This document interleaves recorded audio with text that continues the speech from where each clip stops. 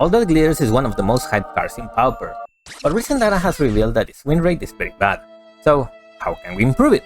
My main thought is to add Novice Inspector, the contriving inspector effect that provides both a body and an artifact. I also decided to upgrade Frogmites for Mega Enforcers, as while it may make the deck slower, it will help in the long run to survive the likes of Drowning Sorrow and Fiery Cannonade.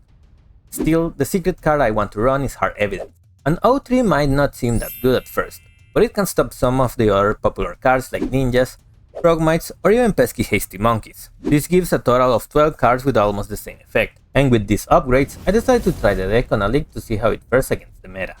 We have a decent hand on the draw, but I will definitely mulligan if I were on the play. The opponent starts with an Augur of Bolas, and I respond with an Ornithopter and a Traveling Inspector, setting up for an off-1 mind play next turn. However, my plans are foiled when the opponent uses Fiery Cannonade to clear the board. Nevertheless, I managed to draw a land and play Hard Evidence, followed by a Thoughtcast, which reveals a tier land and another Traveling Inspector. What I like about this deck is its ability to generate value with the club tokens, unlike other versions of Affinity. This ensures that we won't fall behind in the long game, despite our creatures being weaker. Ultimately, cards like Orzhov Glitters and Mirror Enforcers make up for it. After drawing some cards and dealing with Traveling Inspectors, my opponent resolves a Commodore to become a Monarch, which could pose a problem. The good news is, if their only removal options are through damage, putting Glitters onto a creature might pressure them. After combat, I add a second creature to maintain the pressure. Fortunately, luck is on my side as I draw a second Glitters and attack with everything. They block one of the big creatures and eliminate one of mine, but the silver lining is that I managed to steal the Monarch in time. Before attacking, they concede. For sideboard, I need to add some ways to protect my creature, like Hydroblast and turn aside. On the draw, I prefer to side out a land to prevent flooding. After a mulligan, this hand is keepable, but I need to be cautious of the cards like Cast into the Fire. After a few turns pass and eventually, I try to resolve a Mirror Enforcer, but it's countered. Despite my efforts, they have the upper hand in the counter war. Subsequently, they manage to regain the Monarch, and after drawing a couple of more cards, I am unable to steal the emblem, leading us to the third game. While not the perfect hand, it shows potential with 2 card draw spells and a counter. In the first few turns, I focus on setting up while my opponent tries to exile my white land, but I manage to counter it. Later, after resolving a Traveling Inspector, they counter a Thoughtcast, but the second one manages to resolve.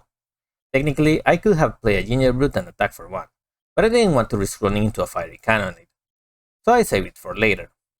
My opponent passes the turn, and on mine, I draw a card, attack for 1, and play some other spells. My opponent passes again, so I draw a card at the end of their turn. On mine, back to back of 1 Mind's beta counter. I attack for 2 and a Tier Inspector joins the party.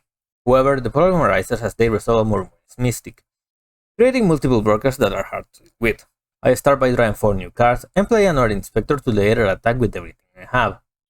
My opponent taps, drew 3 new cards and creates another blocker. I then drew more cards and play a Hexproof creature before passing the turn.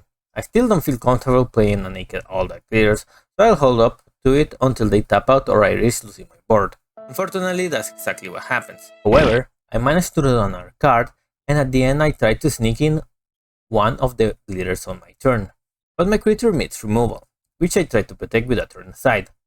Of course, my opponent has a second removal, and a tier counterspell for the second Glitters. And now I can't attack anymore because they can block my only creature with everything. I make it unblockable and swing for 1. Fortunately, luck is on my side as I draw my tier Orzhov Glitters, prompting my opponents to concede. Match number 2 is against one of my favorite decks, but can prove to be difficult if not approached carefully or if luck is not on my side. The main issue is that I essentially need a Gingerbrute attached to an Orzhov Glitters to win. Otherwise, they can keep returning a Stingwind Imp to block my creature indefinitely and essentially trade for it.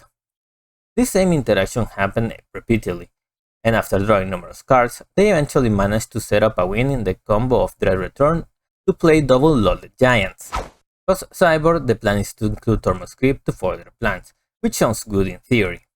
However, if I'm mana screwed and hit by 6 removal spells for my artifacts, chances are I won't win any games against this deck, so we move to the next match. Unlike the last match, the match against Red Tron is fairly straightforward. despite their access to many cheap removal spells like Lightning Bolt or Fiery Cannonade. The main plan is to create a board that puts enough pressure on them to tap out, and unlike Frogmite, Mirror Forcer packs a huge punch. Eventually, I find an Orzhov Glitters ready to close the game, so I just need to wait until I have a counter backup for it. They proceed to tap out after playing a boarding party, and with the board cleared, I put the broken enchantment on my crab and swing for lethal to win game number 1. Post sideboard, 4 Hydroblast should be sufficient to handle what they can use to prevent us from winning. Similar to game number 1, in game number 2 I just have to wait until I have enough protection for my creatures to win the game by slamming an Orzhov Glitters to win the game. Match number 4 will be against the Mirror, so it's my chance to prove why my version is better, or not. The good thing is that with the combination of Bolt Skirts and Orzhov Glitters, it should be an easy win as lifelink is somewhat regular Glitters really can't race or hope to beat. Post sideboard, the hope was that the Standard Bearer can help to stop them from killing me. However, as it turns out, if you wait even a turn to put it into play or are on the draw, you can't really come back after Orzhov Glitters. Luckily for me, I will on the play on game number 3, and with a Standard Bearer and Orzhov Glitters, and a gift from my opponent who kindly removed their own land, I was able to win game number 3 and proceed to the last match of the league. Our final opponent is Orzhov Blink, and while the synergy between Glinkhack or Korskai Fisher with Tiding Blade is great in principle, against our 12 CRABS is nothing more than a mere nuisance rather than an answer. For now, I will start attacking with the creatures I can until I can slam an Orzhov Glitters with Metallic Rebuke backup while they are tap out. I managed to resolve a Korskai Fisher, which I let resolve, so I can proceed with my plans on my turn. Draw the land is great as now, my Brute will be unblockable. What I did not expect was that they had a Snuff Out in the deck, but the result is likely the same as I was able to protect my creature. On their turn, they desperately tried to find an answer for my creature, but failed in the process, so we moved to the next game. Obsidian Acolyte is a card I wanted to bring primarily against Golgari Gardens, but it happens to also shine very well against some versions of Orzhov Blink that don't run Journey to Nowhere. After a move to 5, we keep a hand that has some potential, but it could also be very weak to Artifact Hate. Nevertheless, we keep hoping for the best. The upside of playing 12 CRABS is that the Clue token is very handy and helps against aggressive mulligans that may occur. After playing an Acolyte and an Inspector, I think I am in a good place to slam an Orzhov Glitters on it. After all, the Acolyte can give the Inspector the protection it needs, but in retrospect, I think it would have been better to put the Glitters on the Acolyte. Still, I was able to attack for a bit and put pressure on my opponent, who is desperately digging for answers. Now, I might have a slight problem as their small creatures can basically jump block forever until they find the likes of Drowning Sorrow to proceed and wipe the board with a follow-up Tiding Blade. A few more turns passed, and after drawing more than half of their library, they still were unable to find answers for my Glitters. Eventually, I happened to find a second one, and I can put it on my Ginger Brute to win the game, ending the league with a decent 4-1 result on the first try.